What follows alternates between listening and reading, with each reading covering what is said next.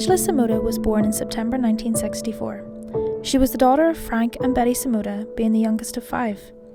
Angela was described as being smart, friendly, and studying computer science and electrical engineering at the Southern Methodist University in Dallas, Texas. Angela was said to be a hard worker and was found studying into the early hours of the morning. Described as living the dream, Angela was 21 years old, part of a sorority, had an engineering job lined up for her once she finished university, and was surrounded by good people. Angie was everything that you would want it in a friend or a daughter. She was bright, engaging, she was beautiful, and she had a way about her eyes and her smile. She would come into a room and you knew she was there. On the night of October 12, 1984, Angela and her friends Russell Buchanan and Anita Cadella decided to go to the State Fair, and after went to a dance club, staying there until after midnight. According to Russell, Angela had been going from table to table chatting to different people, so it seemed as though Angela was very chatty and perhaps very popular too. After the night out, Angela drove her and her friends home. After this, she made a quick stop at her boyfriend Ben McCall's house just to say goodnight. Ben had not attended the State Fair as he was a construction worker and had an early start the following morning. Angela then returned home to her apartment after her visit with Ben. Not long after this, at around 1:45 a.m, Ben received a phone call from his panicked girlfriend who said there was a man in her apartment who wanted to use the phone and bathroom. It is unknown whether this man had forced entry into Angela's apartment having been there on her arrival home, or if Angela let him in herself. Rather than staying on the phone with her boyfriend, Angela abruptly hung up the phone, telling Ben she would ring him back. Of course, Ben became very worried and tried calling Angela back, but she never answered her phone. He quickly drove to her apartment and knocked on her door, but there was no answer. The door was locked, and so Ben's next best option was to call the police. What's the problem, sir? My girlfriend called me, said there was a man in her apartment using the bathroom and the phone, and now I cannot get her to answer the phone. Our car's here and she won't answer the door, can't answer the door. When the police arrived, Ben was still there. And when the police got the key to the front door and made entry, they allowed Ben to go inside with them. The first thing that one of the officers saw was a single female shoe laying there in the living room, just by itself. They split up, and shortly thereafter, one officer found Angie lying in her bed. Unfortunately, they found Angela's lifeless body on the bed. She was naked and bloody, and autopsies showed that she had been raped and died as a result of 18 stab wounds to her heart. One of these stab wounds penetrated her entire body from front to back. Investigators preserved the scene, soon discovering that there was no forced entry, suggesting she had opened the door to her killer. There was blood found in the bathroom sink and bath, suggesting the killer had attempted to clean up the scene afterwards. Police began to talk to Ben outside the residence, and he explained his version of the timeline, from staying in while his girlfriend attended the fair to receiving the worrying phone call from his girlfriend, which abruptly ended. As the investigators began searching for suspects, Ben became one of 3 prime suspects into the murder of his girlfriend. Due to Ben being the last person Angela spoke to and having notified the authorities of her murder, this made police suspicious of him. The second prime suspect was Russell Buchanan, Angela's friend. Russell was a shy person, 4 or 5 years older than both Angela and her other friend Anita. Russell was an architect, and Angela realised this was a good connection to have. According to Anita, Angela was great at networking. The final prime suspect was Angela's ex-boyfriend. I couldn't find anything on this ex, however one source did say that Angela's ex had previously cut up Angela's clothes and threatened her with a knife. Upon analysis of the semen found on Angela, results showed that the rapist was a non-secretor. With this piece of DNA, police began investigating their suspects. To begin with, Ben, Angela's boyfriend, was re-interviewed and asked to take a polygraph test, which he refused to take. However, he did agree to give a DNA swab in order to test whether he was a secretor or non-secretor. They didn't have DNA, so they did swabs, and there were secretors and non-secretors. And a secretor is basically a person who secretes blood type antigens into their body fluids, like saliva and semen. The person that murdered her was a non-secretor. Russell and Angela's ex also gave DNA swabs to help progress the investigation. While police waited for the results of the DNA tests, they continued their investigation, now interviewing Angela's two friends, Anita and Russell, who Angela had spent her final night alive with. Anita told police about her night out with Angela and confirmed with police that nothing seemed out of the ordinary, which would have caused any concern. Russell was also interviewed, and police found that Russell and Anita's retelling of that night had been the same. To further add to police's investigations into Russell, they found that he had developed romantic feelings for Angela and had only lived 5 minutes from Angela's apartment. Russell agreed to do a polygraph test. During this test, he was asked if he had killed Angela, to which he answered no. He ended up passing this test. Russell also informed police of another student who was infatuated with Angela. Police took this lead and decided to interview the student who admitted to having feelings for Angela. However, he knew those feelings were not mutual. The night of Angela's murder, he had been out of town with his family. However, he still did agree to give a DNA sample of saliva. DNA lab results eventually came back, and Ben was instantly eliminated as a prime suspect, along with Angela's ex-boyfriend. However, the results showed that Russell and the student were non-secretors. Due to the student's strong alibi, police did not pursue him any further. This left Russell as the prime suspect. Police decided to review Russell's polygraph test results and found that his tests were changed from truth to deceptive. If we take into account the credibility of a polygraph test, it has been challenged for some time now.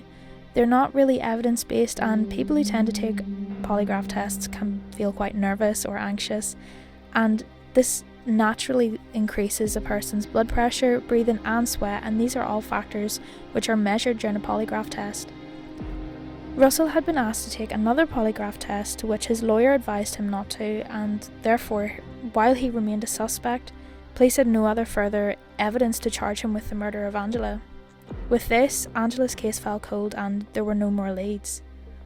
One of Angela's best friends, Sheila, became frustrated that Angela's case had turned cold, and it seemed as though police were not doing anything about it.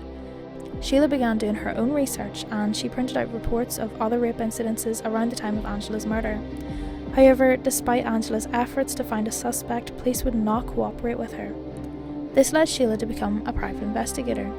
She took it upon herself to learn Tennessee laws as well as copyright laws and cyberbullying, finally taking an exam to become a private investigator.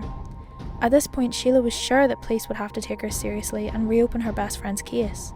However, Sheila's investigator's license was not enough to persuade police, and they refused to reopen the cold case. Sheila had seen how DNA technology had been used during the O.J. Simpson case and knew that blood and semen had been found at the crime scene. She began pestering the Dallas Homicide Division.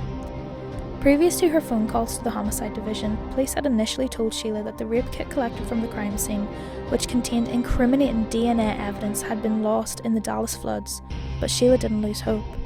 It took over a year of ignored phone calls for Sheila to finally be taken serious, and they decided to reopen the case, putting a female investigator in charge who knew Angela's case, and to Sheila's surprise, she had the DNA from the crime scene.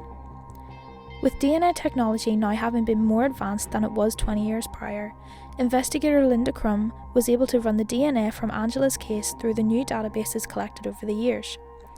The results of the DNA test took a year to come back, but once they did, it was good news. The DNA collected matched with Donald Andrew Best Jr.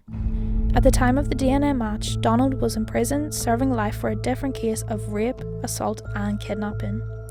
It was theorised by police that on the night of Angela's murder, Donald had seen her, targeted her, then made his way to her house where he asked to use her phone. Donald's trial had only lasted 4 days, in which many women, including his ex-wife, all testified against him.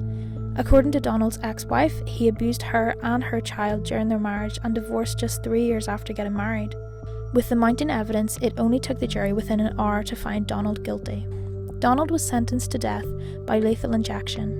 3 years after this trial, Donald attempted to appeal numerous times, blaming alcoholism, his ill health and having a troubled childhood for his actions. However, these were all rejected. Donald has no set execution date and remains on death row at the Hospital Glavestone unit. Now that we've covered Angela's case, let's take a look at the psychology side of things. Now, I wasn't able to find any evidence that actually backed up Donald's claims of having a traumatic childhood, having illness or alcoholism, but for the sake of this video, let's just assume that these were the causes of his actions.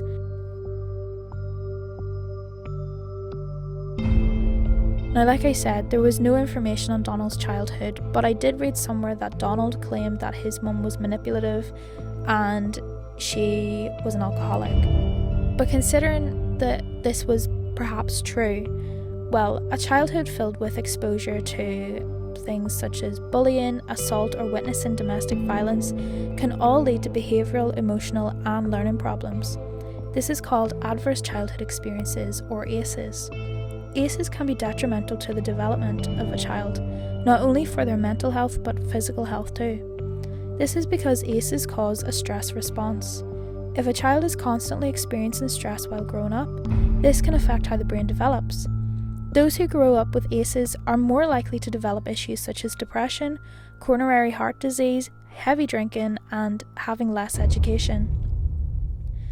Now, while some of these symptoms do correlate with what Donald Best claimed he had, such as his drinking problems and his ill health, I personally just believe that these were attempts of receiving a lighter sentence. Anyone who's taken alcohol before or drunk heavy knows that drinking alcohol can impair your judgment and can also give you a sense of confidence which you might not have whenever you're sober.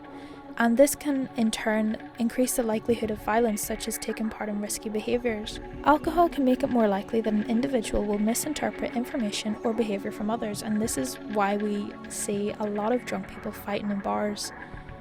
Studies have shown that there is a strong correlation between alcohol usage and intimate partner violence, and this can be in any form from physical, psychological, or sexual.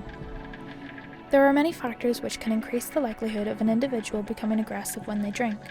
These are things like having a high level trait of anger, lacking empathy, being a male, or binge drinking. Now, I couldn't find anywhere on whether Donald truly was an alcoholic during the time in which he attacked Angela.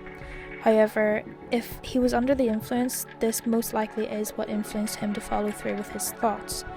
But if we consider that this wasn't his first attack and he was known to be a serial rapist, we can assume that Donald most likely did not need alcohol or was not under the influence when he attacked Angela.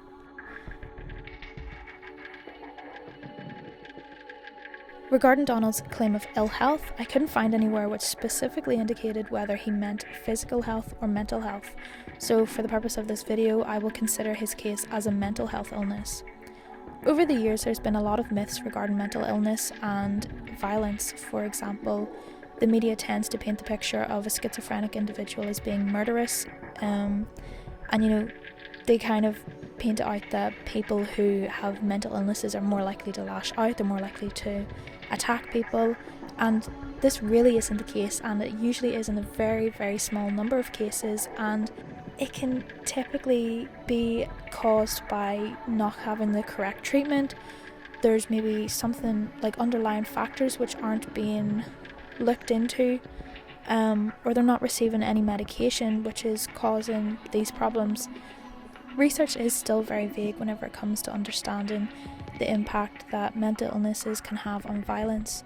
Some studies suggest that there's no correlation between these two, while others have found a huge relationship between the two. Psychological symptoms such as hallucinations, grandiose delusions, and antisocial personality traits can all have an impact on whether someone is violent or not. But my personal opinion is that, it all just depends on the individual and the other influencing factors in their life which can lead to someone being violent.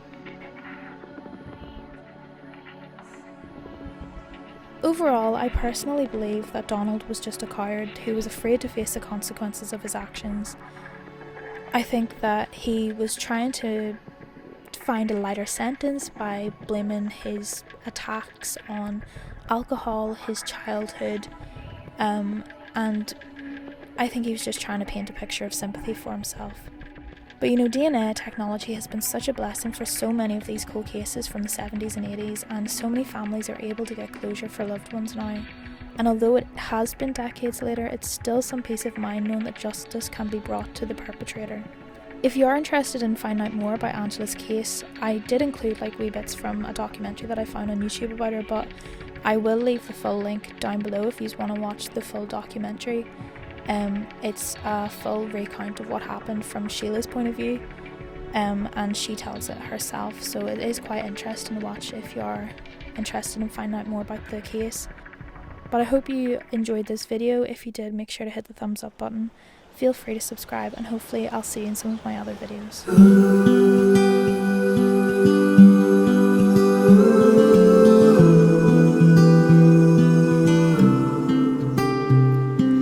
Butterflies are floating like your red hair in the breeze. Spring awakening, new love takes me into lilac dreams. Lay beside me, whisper softly your sweet empathy. Crisp reflections on the water of you close to me.